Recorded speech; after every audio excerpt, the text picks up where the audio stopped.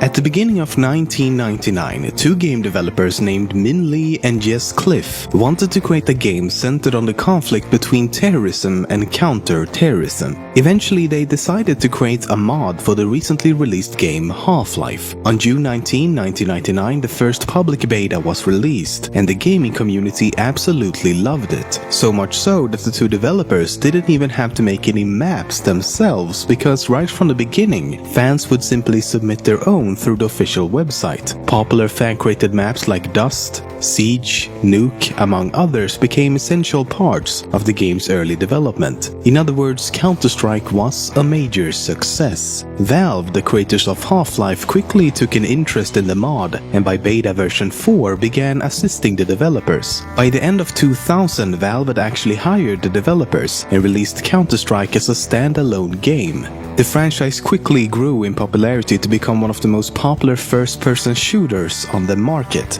Even today, the original Counter-Strike is among the most popular games on Steam, with the most recent installment, Global Offensive, at the very top. It's possible that the Counter-Strike series is a prequel to the Left 4 Dead franchise. You see, a few areas and maps in the Left 4 Dead games can also be found in Counter-Strike Global Offensive. The maps are of course remade, but the resemblance is still quite obvious at times. These overlaps can be found throughout the game, and it makes you wonder if the two series are actually part of the same universe. I mean, if this was any other game developer, we would be calling them lazy, but hey, it's Valve, so... Yay! So the question is this just asset recycling or actual hints towards something more?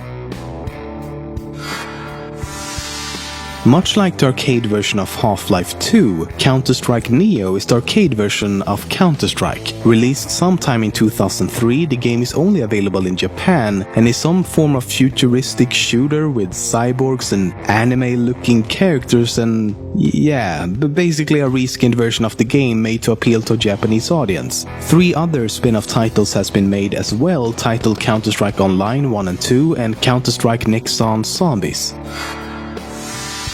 In 2009, a small Counter-Strike tournament between the two Russian teams Virtus Pro and Force was held in Russia. The event promised a night of competitive gaming between two highly ranked esport teams, but the sponsors of the event had a slightly different idea. They decided to make things a little more interesting by secretly inviting a couple of strippers to see if the players would get distracted. The women did all they could, but the competition went on as usual and the players seemed completely unfazed. Well, maybe not completely. I guess Counter-Strike players are just really dedicated to the sport.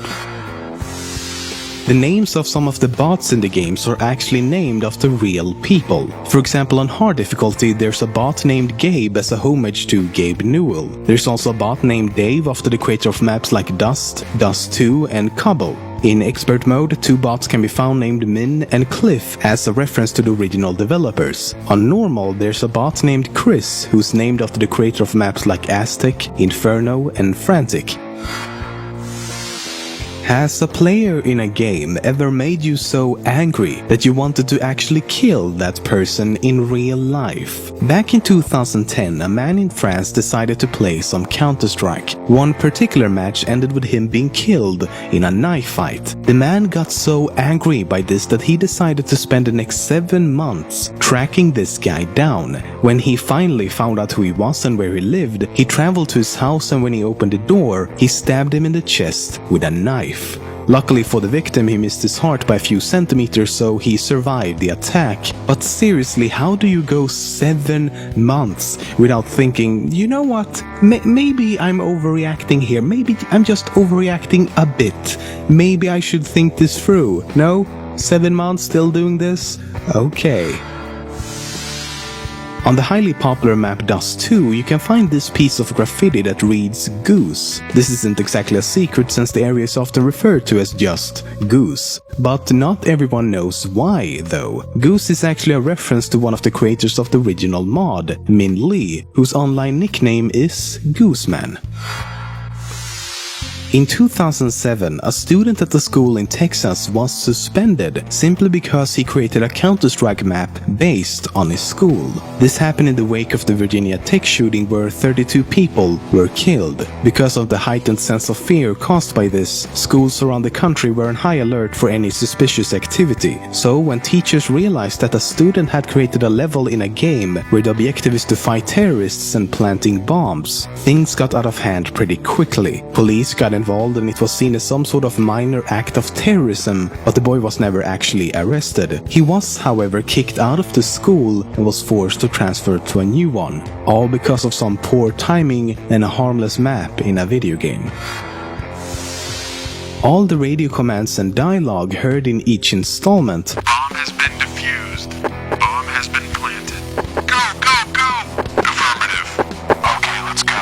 was recorded by co-creator Jess Cliff. It wasn't until Global Offensive that each faction received their own unique voice actors. I'm blind! I can't see anything! Quit screwing around! I will guard the bomb site. Going to the bomb site. I see them. I can see them. I see our enemy. Nice!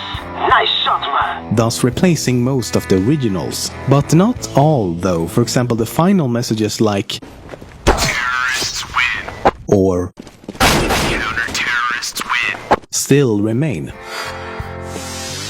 In Counter-Strike Source on the map Inferno, there's a room dubbed the Boiler Room, or just Boiler for short. In Global Offensive, they either forgot or chose not to include this room, and players quickly noticed. So in late 2014, Valve updated the game to include this boiler. This created a minor outcry within the community, as players thought it was kinda strange that Valve would update something as trivial as this, while still not fixing many bugs in the game. This escalated even further when the map received yet another update, where they removed the boiler again and instead placed it here, in this pickup truck.